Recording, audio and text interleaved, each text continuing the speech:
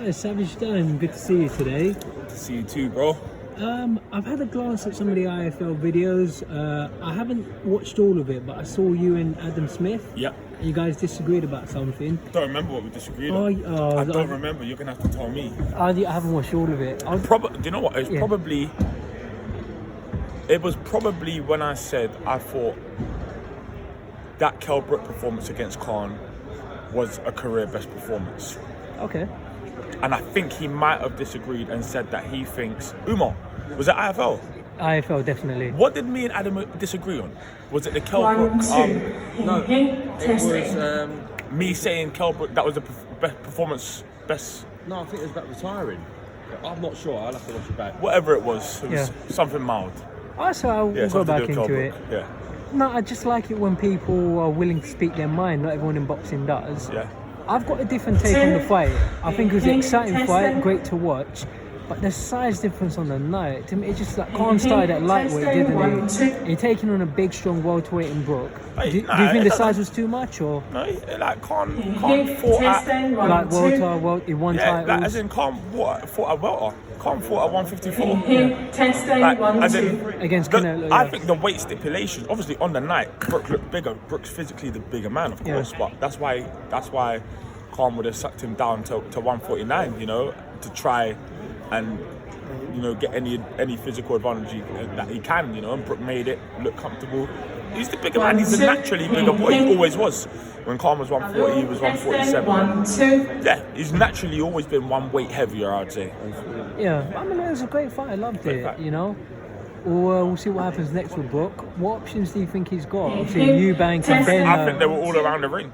You know, Kell can pick anyone. You know, you can around the ring. I saw Venetian sitting behind me is Florian Marku. Sitting across the ring is Conor Ben. Sitting next to me on that side, Chris Eubank Jr. He can pick. You know, he can have whoever he wants. I guess. It just depends on what his ambitions are. If he wants titles, or if he wants big profile fights, if he wants big pay-per-view numbers, it depends. Look, like it's his decision essentially. I like the Conor Ben fight. I also like. There's other fights though. I like the Furman fight. I like them all. I like the Florian Marku fight. It just depends on how many fights Kell thinks he's got left, but I think he carries on. I think he's got way more left than people are saying and thinking. I think he knows it. He looks sharp as a razor, you know, and it might have been a flat Emir Khan, but Kell Brook looked good. I thought it was a good fight. I think he's got plenty left, but boxing can be harsh sometimes. People, I mean, you've boxed for Del Youth, I think. People don't understand sometimes. You might have bad nights against Crawford. I don't know if it was the weight or whatever. The camp as well.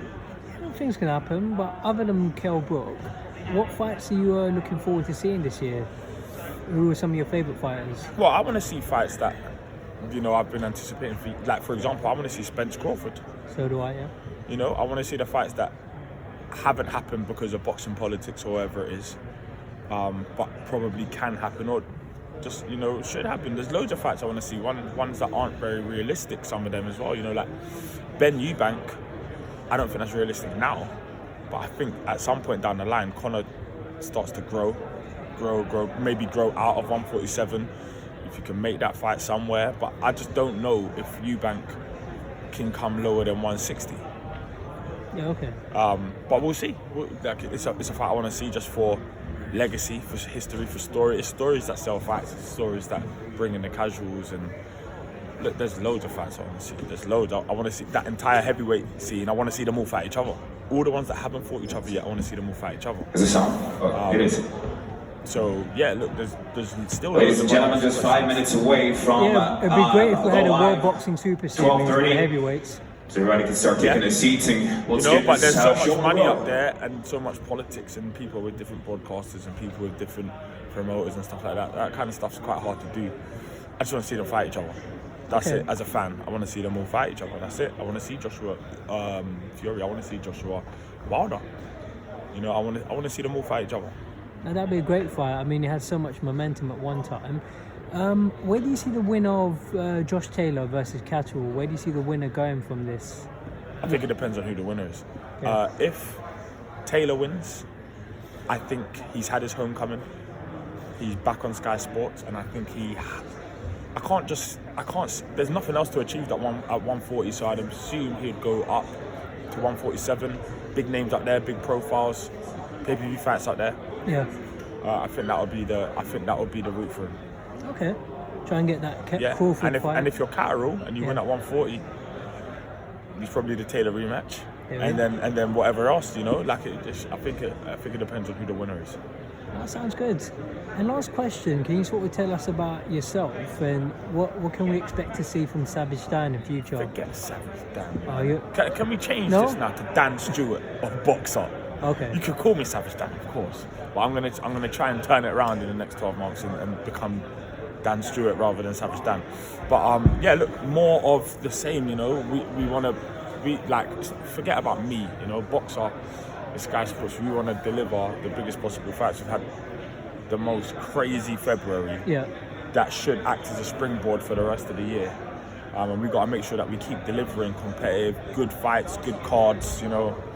And that's it. Okay, yeah, no problem. No, I didn't realise. I thought you came up with the whole Savage Dan. No, I did. Oh, I did, but I'm saying... You're reinventing yourself. Yes, reinvention. I've been Savage Dan for years now. I'd probably have to try and become Dan Stewart. Go for it. It will happen. It will happen. I wish you all the best, and hopefully we'll see more fights where you don't need to eat your shoe. You know. Bought them though this time. Yeah. Oh, nice one. Thanks for your time, Dan. Take care.